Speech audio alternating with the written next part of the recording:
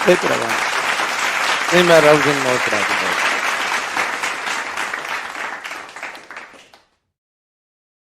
आप सुनेंगे कमलेश जी के आपका संघर्ष की कहानी। सबसे पहले तो सर को thank you and Rahul sir को भी थैंक यू। जैसा कि सर ने आपको बताया 172 रैंक इस बार मेरा सिलेक्शन हुआ। और इससे पहले मैं एलडीसी हूँ अभी प्रेजेंट में। और यूँ मानो कि 2016 वाली जो सब इंस्पेक्टर भर्ती थी उसमें भी मेरे अच्छे मार्क्स थे रिटर्न में, लेकिन फिजिकल की तरफ मैंने थोड़ा ध्यान नहीं दिया था। उस वक्त हल्के में ले लिया था, जैसा कि अक्सर हम लोग लेते ही है एलसीज को हल्के में। तो उस वक्त फिजिकल में मेरा हुआ नहीं था। 100 मीटर की दौड़ थी और लॉन्ग जंप और चिन अप थी। तो अक्सर सब लोग यूँ मानते कि फिजिकल तो बहुत इजीली होता था, लेकिन अक्सर ऐसा होता नहीं है। बहुत इजीली दिखने में इजी है लेकिन हुआ नहीं है इजी। उसके बाद फिर क्या हो गया, इस बार जैसे भर्ती निकली तो मैं कंटिन्यू जैसे रिटर्न का एग्जाम हुआ उसके अगले दिन से ही स्टार्ट कर दिया था फिजिकल सुबह उठते ही। तो इस बार अच्छी मेहनत की। जो 7 चिनअप नहीं होती थी इस बार 15 चिनअप इजीली करने लग गया था मैं। और फाइनली रिजल्ट तो आना ही था पॉजिटिव। थोड़ा सा डाउट था लेकिन फिर भी हो गया पूरा सिलेक्शन। अब इसके बाद बात करता हूँ, मैं 2018 वाली भर्ती में एलडीसी लगा था। उसके बाद मैंने पटवार वाली भर्ती भी निकाली और अभी वीडियो जो भर्ती का रिजल्ट आया था उसमें भी मेरा हो गया। तो ये कंटिन्यू जो मेहनत करी मैंने सिर्फ उसी का रिजल्ट है। लेकिन थोड़ा मैं क्या अटैकिंग मोड पे नहीं था, डिफेंसिव साइड थोड़ा ज़्यादा था, वरना आरएस भी मैं निकाल सकता था। तो मैंने 18 वाली भर्ती में सब इंस्पेक्टर वाला और आरएस मेंस वो भी एग्जाम दिए थे। तो उस वक्त क्या हुआ कि मैं सोचा एक बार गवर्नमेंट जॉब ले लूँ मैं किसी भी हालत में, क्योंकि सबसे पहले अपन लोग मीडियम वर्ग से हैं तो यही चाहते हैं कि एक जॉब मिल जाए सबसे पहले, चाहे वो कैसी भी जॉब हो, गवर्नमेंट जॉब मिल गई। उसके बाद फिर सोचा कि अब सब इंस्पेक्टर वाला एग्जाम आ रहा है और आरएस वाला भी है। आरएस वाला मेंस भी दिया था इस बार, लेकिन फिर ये फिजिकल वाला और मेंस वाला दोनों साथ साथ से चल रहे थे पैरेलल में। तो मैंने दोनों को एक बार तुलना की एक बार, तो फिर मुझे लगा कि इस बार एसआई वाले पे ज़्यादा फोकस करना चाहिए। तो इस बार आरएस वाले पे मैंने कम फोकस किया था और सब इंस्पेक्टर वाले पे फिजिकल पे पूरा फोकस किया था। तो उसका रिजल्ट है जो यहाँ तक पहुँचा हूँ मैं। और आप लोगों के लिए यही है कि मेहनत तो देखो अल्टीमेटली करनी है सबको। अब कोई कैसे करता है कोई कैसे करता है, तो सबसे पहले गाइडेंस जरूरी है। देखो बिना गाइडेंस के आपको जो चीज 1 घंटे में कर सकते हो, गाइडेंस मिल गया तो आप आधे घंटे 15 मिनट में उस चीज को कर सकते हो। और अगर प्रॉपर गाइडेंस मिल गई तो आपको अपना जो गोल है वहां तक पहुंचने से कोई नहीं रोक सकता है। अब सर ने हमारी पहले भी मुलाकात हो चुकी है, जैसा कि यूट्यूब पे फेमस है सर तो, और क्लास में भी आप लोगों के सामने पढ़ा रहे कंटिन्यू। तो मेरी भी इनसे अक्सर बात होती रहती है कि बिना गाइडेंस के तो आपको 2 साल 3 साल लग जाए, और अपने यहाँ जो प्रोसेस है भर्तियों का 3 साल 4 साल 5 साल तक भी भर्ती जा सकती है, जैसे आप जानते हो। 5 साल में आदमी की हालत कंडीशंस होती है वो सब चेंज हो जाती है। मेरी खुद की शादी नहीं हुई थी उस वक्त, जॉब से पहले, जॉब के पहले मैं कुंवारा था उस वक्त शादी हो गई। लेकिन फिर क्या हुआ, कंडीशन चेंज हो गई, इतना फोकस नहीं कर पाते फिर लोग अपन इकोनॉमिकली रूप से भी अपने को। अब पेरेंट्स पे कब तक डिपेंड रहोगे आप लोग, तो इकोनॉमिकली रूप से भी सोचना पड़ता है और फिर अपने फैमिली भी ग्रोथ होने लगती है धीरे धीरे। तो ये चीज है कि प्रॉपर टाइम पे प्रॉपर गाइडेंस के साथ, और हार्ड वर्क तो अल्टीमेटली आपको ही करना है।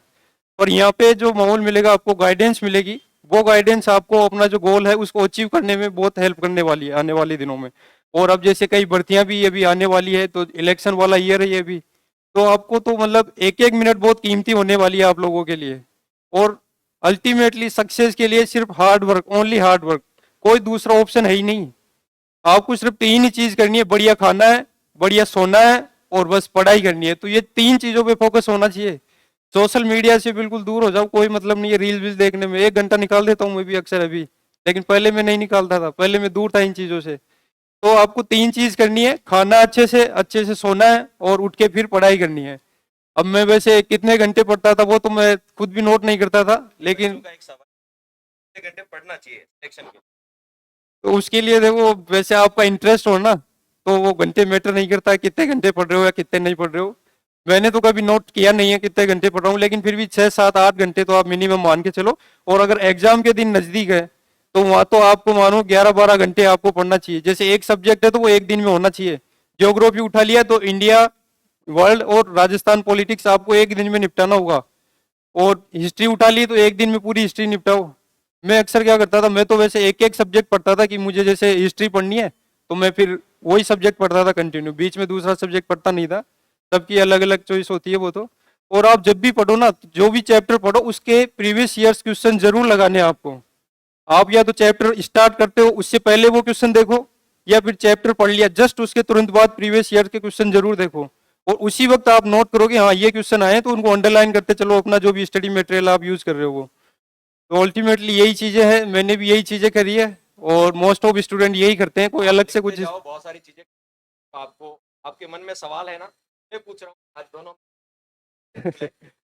एंकर की भूमिका मैं आपके सारे सवाल पूछ लूँ जो आपके मन में चल रहे हैं, बाकी कोई बच जाएगा फिर आप पूछ लें, ठीक है? कि पढ़ना चाहिए बच्चे करेंगे, रात को पढ़ना चाहिए, दिन में पढ़ना चाहिए, किस में पढ़ना चाहिए? ये बहुत ही कॉमन सवाल है, हर किसी के जहन में आता है, सबका देखो अपना अपना होता है। मैं तो अक्सर रात को पढ़ता नहीं था, मेरा आदत थी सुबह 3 से 4 बजे के बीच उठने की।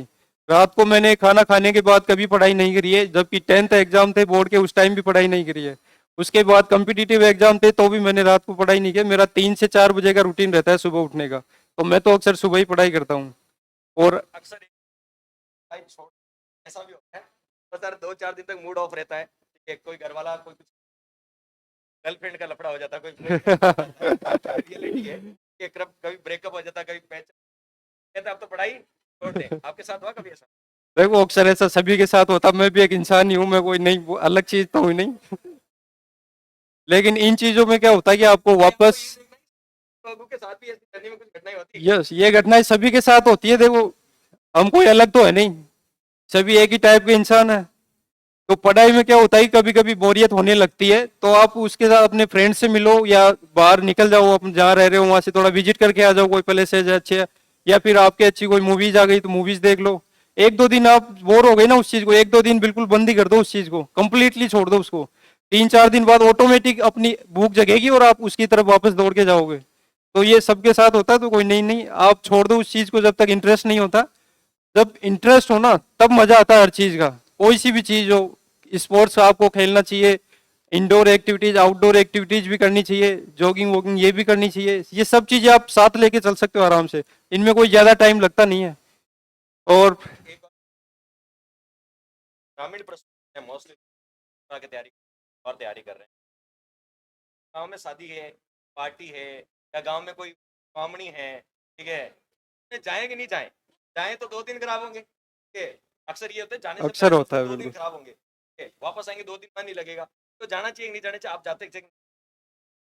मेरे हिसाब से एग्जाम से पहले आपको इन चीजों को छोड़ देना चाहिए। यदि एग्जाम दूर है ना तब तो आपको जाना चाहिए, पर जब लगा कि 1 महीने या 2 महीने बाद एग्जाम हो रहा है ना, तो इन चीजों को आप माइंड में इतनी सी भी जगह मत दो माइंड में, इनको सिर्फ पूरा 100% अपना जो सिलेबस है उस पर देना है। यद्यपि इच्छा तो मेरी भी होती थी, कई फंक्शन होते थे, फैमिली वाले भी बोलते थे कि भाई चल अब तो कब तक यहीं बैठा रहेगा, तो मैं जाता था, लेकिन सब चले जाते थे, वो सब खाना खा लेते, उसके बाद मैं जाके 5-10 मिनट में फटाफट अपना काम करके वापिस आ जाता था। तो ये चीजें अब इसमें भी जाओ, पर जब एग्जाम नजदीक आ गया ना तो फिर आपको ये सोचना भी नहीं है उस वक्त, तो बहुत रिस्की होता है एग्जाम के दिनों में तो ये चीजें। और इनका टाइप्स ऑफ पर्सन, हम एक लेके पढ़ें या एक दिन में, और रिवीजन कब करें? रिवीजन रिवीजन की देखो मैं तो क्या करता था, एक ही सब्जेक्ट उठाता था, एक ही सब्जेक्ट जब तक कंप्लीट नहीं होता था तब तक दूसरा उठाता नहीं था। उसके प्रीवियस ईयर क्वेश्चन भी होते थे, उसका जो सिलेबस था वो भी कंप्लीट कवर करता था। बाकी राहुल सर की तो ये चॉइस रहती है, ये 2 सब्जेक्ट साथ लेके चलते हैं हमेशा। तो वो तो डिपेंड करता है अपने लोगों पे कि आपका इंटरेस्ट किस में बन रहा है। अगर आपको लगता है एक सब्जेक्ट को कंप्लीटली करके रख दो तो आप वो करो, और आपको लगता है कि एक सब्जेक्ट के साथ पार नहीं पड़ने वाली 2 भी लेके चलो तो आप 2 भी लेके चल सकते हो। और सिलेबस को तो हमेशा फोकस रखना है पूरे माइंड में, तो ये चीज है। क्या हो सकता है, कहाँ तक ये आप मान के? अब देखो अगली वैकेंसी जैसे आने में तो है, लेकिन कंपटीशन का आपको पता ही है, कितने लाखों लोग हर बार फॉर्म भरते हैं, तैयारी भी करते हैं। हर बार कई लोग होते हैं जो तैयारी नहीं करके भी फॉर्म भर देते हैं, तो उनसे तो अपना कंपटीशन है ही नहीं। कंपटीशन सिर्फ उन्हीं बच्चों से है जो तैयारी कर रहे हैं। तो ऐसे तैयारी करने वाले ज्यादा लोग नहीं होंगे, 50,000 या लाख के आसपास लोग होंगे, तो उनमें ही कंपटीशन होता है। तो इसके लिए तो आपको जो मौका मिले तो उसको बस कवर करना अच्छे से। बाकी कंपटीशन तो आप जानते हो, माहौल भी बनता रहता है मार्केट में बीच बीच में, तो उसकी तरफ भी आपको ध्यान नहीं देना, आपको सिर्फ अपनी मेहनत पे ध्यान देना है। ये एक एथलीट है, जो रन करेगा वही आगे निकलेगा। लाखों की भीड़ में सब दौड़ रहे हैं, लेकिन जो ज्यादा रन करेगा वही आगे निकलेगा। तो बस आप तो ये फोकस करना है कि मुझे मेरी मेहनत पे भरोसा है, मार्केट में क्या चल रहा है क्या नहीं चल रहा डजेंट मैटर, आपको ध्यान भी नहीं देना उस तरफ। आप जॉब से पहले कमा रहे थे, बिल्कुल। ठीक? क्या शादी नहीं नहीं, जॉब से पहले ही शादी हो गई थी मेरी। शादीशुदा लोग क्या अपने जॉब प्रिपेयर, देखो मैनेज थोड़ा करना तो पड़ेगा जो लोग अल्टीमेटली। चले ना आप के साथ तैयारी कर सकते हैं या ठीक है या नहीं होता? डिस्ट्रैक्ट होता है देखो, बिल्कुल। अब मेरे तो शादी होने के बाद बच्चा भी हो गया था, तो मेरे तो डबल डिस्ट्रैक्शन थे, ये मान के चलो आप। लेकिन उसके बाद क्या होता है कि आपको टाइम मिलता है, अगर आप निकालो तो। आप निकालोगे तो 100% टाइम मिलेगा। अब मैं 3 बजे उठ जाता था, 4 बजे उठ जाता था, 3 से लेके 7-8 बजे तक मेरा सारा काम हो चुका होता था, जो मुझे पूरे दिन में पढ़ाई करनी होती थी। तो उसके बाद मैं आराम से अपना टाइम देता था, बच्चों को भी मैं टाइम देता था।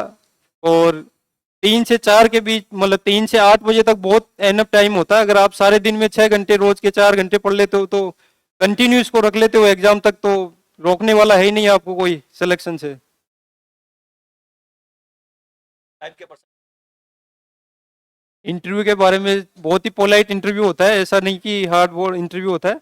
उसमें सबसे पहले आपका 10th हो गया, 12th हो गया, और ग्रेजुएशन के बारे में क्वेश्चंस होंगे। आपका जो डिस्ट्रिक्ट है उसके बारे में कुछ क्वेश्चंस होंगे। अगर आपका नाम डीओबी कुछ स्पेशल है तो उसके बारे में क्वेश्चन होंगे। ग्रेजुएशन के बारे में भी क्वेश्चन होंगे, कि आप जैसे किसी ने बीए कर रखा है, बीएससी या कुछ और चीज़ें, तो उसके बारे में भी होंगे। और बाकी न्यूज़पेपर, वो तो हमेशा यूं मानो कि जब भी इंटरव्यू हो तो आपको 5 महीने 3 महीने से कंटिन्यू न्यूज़पेपर पे फोकस रखना है। जो भी अपडेट चल रही है वो आपको पता होनी चाहिए, अपने स्टेट के बारे में, नेशन के बारे में, और इंटरनेशनल इवेंट्स, कोई मेजर इवेंट्स है उसके बारे में। सिलेक्शन के कौन से केस में कौन सा सब्जेक्ट सिलेबस केस के कौन आने कंपलसरी है तभी सिलेक्शन, अदरवाइज देखो वैसे तो एक भी सब्जेक्ट छोड़ने का मतलब है आप उस भीड़ से बहुत पीछे होने वाले हो, तो सब सब्जेक्ट वो आप साथ लेके चलो। अगर कोई सब्जेक्ट आपको हार्ड लगता है तो आप उसमें मिनिमम इतना करो कि जो मेजर मेजर टॉपिक्स है उनको कवर करो, प्रीवियस ईयर के क्वेश्चन उसके साथ लगाओ। बाकी सब्जेक्ट तो छोड़ना है ही नहीं, क्योंकि आप सब्जेक्ट छोड़ रहे हो तो इसका मतलब है बाकी लोग तो उसको तो कवर करेंगे ही। तो आपको छोड़ना तो कुछ है ही नहीं, किसी भी हालत में नहीं छोड़ना, सब चीजें लेके चलो। एवरेज पढ़ लो, जो सब्जेक्ट आपको हार्ड लग रहा है तो उसको थोड़ा एवरेज लेके चलो। कौन सा सब्जेक्ट कम पढ़ के भी अच्छा स्कोर कर? कम तो मैथ, रीजनिंग हो गई, करंट हो गई, राजस्थान की आर्थिक समीक्षा रट लो, सारे क्वेश्चन वहीं से आने वाले हैं। आर्थिक समीक्षा से कोई सा एग्जाम चल रहा है अच्छे से। बाकी आपको करंट और आर्थिक समीक्षा ये चीजें तो हमेशा लेके चल रहा है। मैथ रीजनिंग वाले पोर्शन हो गए, इनको साथ लेके चलो। कम मेहनत में ज्यादा नंबर देते हैं ये, कम मेहनत में ज्यादा मार्क्स यहीं से मिलते हैं। अब जीके वाला पोर्शन क्या होता है कि सब बच्चे अक्सर इसको एवरेज ही पढ़ते हैं, कोई ज्यादा स्पेशल टाइम भी नहीं देते, और उनको पता होता है कि मुझे कहाँ स्कोर करना है, तो वो उन 1-2 सब्जेक्ट होते हैं उन पे ज्यादा अच्छा फोकस कर लेते हैं। अब आपका जो बेटर सब्जेक्ट है आप उस पर थोड़ी ज्यादा मेहनत कीजिए, बाकी और सब्जेक्ट हार्ड लग रहा है तो उस पर थोड़ा कम फोकस कीजिए। बाकी सब्जेक्ट सारे पढ़ने हैं, चाहे कम ही पढ़ो, पर पढ़ के सब जाना है। तो और पर्सन बाइक से पढ़, तो हम तैयारी कर रहे हैं, कंटेंट का कितना रोल सिलेक्टेड होनी चाहिए? आप के 3-4 बुक्स पढ़ तो अक्सर पढ़ते हैं, दोस्त कह देते हैं ये बुक लक्ष्य की नॉर्मल आता है नॉर्मल, क्या ये कंसेप्ट ऐसा क्या? नहीं, अक्सर ये कॉन्सेप्ट नहीं है। आपको एक ही बुक लेनी है और एक ही बुक को आपको बार बार रिवाइज करना है। लक्ष्य ले लो, राय ले लो, या पेनोरमा, जो भी आप कॉमनली यूज करते हो, सर यूज करते हैं, वो कोई सी भी बुक ले लो आप, और एक ही बुक को अल्टीमेटली आपको 5 बार 6 बार पढ़ना है उसको। नई बुक के चक्कर में नहीं पढ़ना है किसी भी हालत में। और आप क्या करो, उस बुक के साथ प्रीवियस ईयर के क्वेश्चन वाली जरूर रखो। मेरा तो सफलता का सक्सेस इसी में जाता है, यूं मानो आप तो। प्रीवियस ईयर क्वेश्चन सबसे ज्यादा जरूरी है आपको। जब भी मैं पढ़ता था तो प्रीवियस ईयर क्वेश्चन लगाता था। मैं चैप्टर पढ़ने से पहले प्रीवियस ईयर के क्वेश्चन लगाता था, उसके बाद चैप्टर पढ़ता था, और मुझे तब पता लग जाता है हाँ इस टाइप के क्वेश्चन हर बार पूछे जा रहे हैं, तो उनको अंडरलाइन भी करता था कि रिवीजन करने में मुझे बहुत कम समय लगे। तो आपको हमेशा कहते हैं बिल्कुल हिंदी आपने कितना पढ़ाई किया, मतलब कितने महीने पढ़ा हिंदी, ठीक है, और हिंदी में आपका क्या स्कोर रहा? हिंदी में मेरा 170 प्लस रहा है अल्टीमेटली। तो अभी आंसर क्या आएगी या उस स्कोर कार्ड जारी करेगा उसके बाद पता लगेगा। पर हिंदी में जैसे अपने को टॉपिक पूरे याद होने चाहिए, संधि हो गई, समास, पूरे टॉपिक याद होने चाहिए अपने को। याद होने के बाद जो भी अपने पास बुक है उस बुक में आप 3-4 बार रिवाइज करो एक ही चैप्टर को। जब तक वो चैप्टर कंप्लीट नहीं होता आगे वाले चैप्टर पे जाना ही नहीं है। आगे वाले पे आप जाओगे वो आधा अधूरा है तो उससे फिर आगे वाला आधा अधूरा होगा, तो कोई मतलब नहीं। जब तक एक चैप्टर कंप्लीट नहीं हो, उसके पूरे क्वेश्चन नहीं लगे पिछले वाले, तब तक आगे वाले चैप्टर पे नहीं जाना है। ये कौन से दो, ठीक है, 2-3 बुक के बाहर कुछ नहीं, अक्सर होता महिला आएगी, हमें ये बता दो कि बाहर नहीं पढ़ना। हिंदी के लिए एक तो मैया सर वाली बुक है, ये सबसे अल्टीमेट बुक है वो। उसके बाद मैंने मैया सर वाली प्लस मानस पब्लिकेशन, दोनों बुक्स मैंने प्रीफर करी थी। उन दोनों बुक्स का मैंने इतनी बार रिवीजन कर लिया कि उसके अलावा मुझे कुछ और पढ़ने की जरूरत ही नहीं थी। दोनों बुक शानदार, आप उन दोनों में अच्छी तैयारी कर सकते हो, अच्छे से समझाया हुए है, और आपको अल्टीमेटली रटना है इन चीज़ों को। समझने वाली चीज़ें ज़्यादा है नहीं, रटने वाली चीज़ें ज़्यादा है। कंपटीशन निकालना तो अल्टीमेटली रटना जरूर पड़ेगा आपको। हर किसी लाइफ में एक उत्प्रेरक होता है कि बनना है समय से। आपके मन में था कि यार कौन सी लगा, आपके पास तो जॉब पहले से थी। जो पहले से थी, लेकिन मेरे साथ वाले जो फ्रेंड्स थे ना, वो सब इंस्पेक्टर बन गए थे 2016 वाली भर्ती में। तो अल्टीमेटली मुझे ये तो था कि अब तो बनना ही है भाई, कैसे भी करके बनना है, लेकिन बनना है अब तो मेरे फ्रेंड थे श्याम प्रकाश गुजर, अभी मुआना थाने में लगे हुए हैं, तो उनसे मिलता रहता हूँ। बाकी उनसे मिलता हूँ तो यूँ मानो कि वापस मेरी भूख जाग जाती है कि भाई अब तो बनना ही है। तो एक आपका वो भी होना चाहिए कि आइडियल पर्सन भी होना चाहिए, ताकि उसको देख के आपका जो टाइम, कभी कभी ऐसा होता है कि मन नहीं होता, सब छोड़ छाड़ करने का मन होता है, तो वो पर्सन से आप मिलिए, उसके साथ आप मिलोगे तो पूरा एक पॉजिटिव एनर्जी वापस आएगी, और उसके साथ आप अपने टारगेट अचीव कर सकते हो। ऐसे बहुत सारे लोग हैं जिनको ज्ञान बहुत है, बोल नहीं सकते। ग्रुप डिस्कशन भी जरूरी है। आप जब भी क्लास में आओ तो जो प्रीवियस मतलब पिछले दिन जो पढ़ा दिया आपको, मुक्ता राव मैम आ रही है, वेलकम।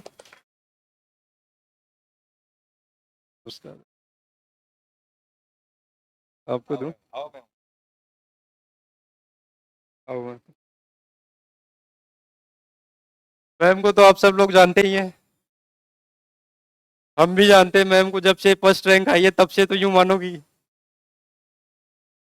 मैम ने अपने जो एज थी उस एज को भी दरकिनार करके, एक तरह से उस उम्र में कोई सोचता नहीं है कि मैं कुछ पढ़ाई वढ़ाई शुरू करूं, पर इन्होंने जो किया वाकई में बहुत ही काबिल तारीफ है। एक बार मैम के लिए तालियां।